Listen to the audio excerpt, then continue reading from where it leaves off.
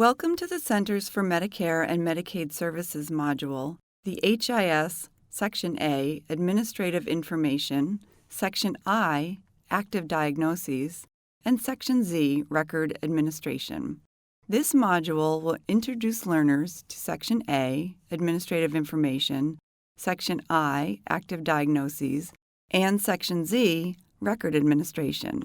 This module will not cover all items in these sections, but will focus on items A0550, patient zip code, A1400, payer information, Z0400, signature of persons completing the record, and Z0500, signature of person verifying record completion.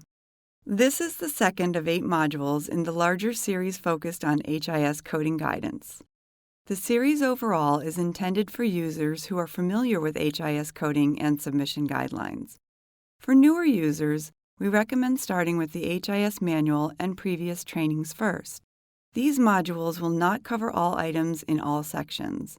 Learners may choose to listen to the entire series or may choose to listen to 1 or 2 modules that are of most interest to them, meaning the modules in this series can be watched independently or as a group.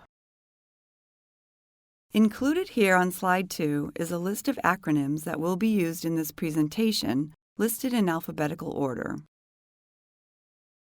After completing this module, learners will be able to understand that the patient zip code is where the patient will reside while receiving hospice services, describe self-pay option J for item A1400 payer information, list the 2 most common principal diagnoses for hospice patients, describe the difference between Z0400 record completion and Z0500 record verification, and identify HIS manual resources. Items in Section A capture key demographic information about the patient, including unique identifiers such as name, birth date, admission date, discharge date, type of record, and reason for the HIS record. Items in Section A vary based on whether the HIS record is an admission record or discharge record.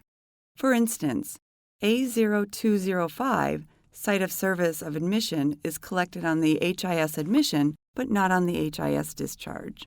This administrative information is used for 2 important purposes for HIS reporting. First, key patient identifiers are how HIS records are matched to a patient.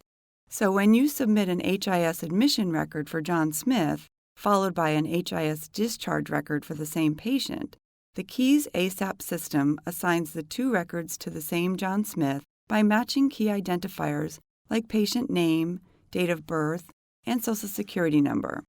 That is why it's important for you to complete all required patient demographic items. Second, some items in Section A, like admission date, are used in QM calculation. These items determine whether your hospice is delivering certain care processes within a certain time frame. Let's begin with item A0550, patient zip code. The zip code is for the address where the patient is receiving services, not their permanent mailing or billing zip code. For example, if a patient normally lives in Boston but is receiving hospice services at her daughter's house in another city, you would enter the zip code of the city where the patient is receiving hospice services, in this case, her daughter's house. If the patient is living in a facility, enter the facility's zip code, not the zip code of the patient's home or billing address. If the patient is residing and receiving services at the address which is their permanent mailing or billing zip code, then it would be appropriate to use that address. Now let's move on to A1400 payer information. While A1400 asks about several payer sources, we will be reviewing the self-pay option for this item, as this is a response option we get a lot of questions about on the help desk. The intent of J, self-pay, is not to assess patients' ability to self-pay, but rather to determine availability of funds to cover costs of care. Select J if patient has any amount of personal funds available to contribute to healthcare expenses during the hospice episode of care. The minimum threshold for a self-pay patient would be the ability to pay for any low-cost medication, supply, or service. For example, medication copays or over-the-counter medications. Gathering additional supplementary financial information is not likely to be necessary. It is possible to collect the information during the referral, intake, or admission process when verifying insurance sources or during pre-admission admission discussions of what the hospice benefit will cover and what the patient may be responsible for. A1400 is not used for quality measure calculation. Now let's move on to Section I, Active Diagnosis. The intent for Section I is to report the diagnosis that is chiefly responsible for the patient's admission to hospice and most contributory to the patient having a life expectancy of 6 months or less. I0010, Principal Diagnosis, is the only item in this section. I0010 includes 3 responses: cancer, dementia, Alzheimer's, or none of the above. Although this list is not comprehensive, these diagnoses were chosen because they are the most common principal diagnoses for hospice patients. The response is based on the patient's principal diagnoses. The final HIS section we will cover in this module is Section Z, Record Administration. Items in Section Z contain signatures of individuals completing the HIS and the signature of the individual verifying the HIS record completion.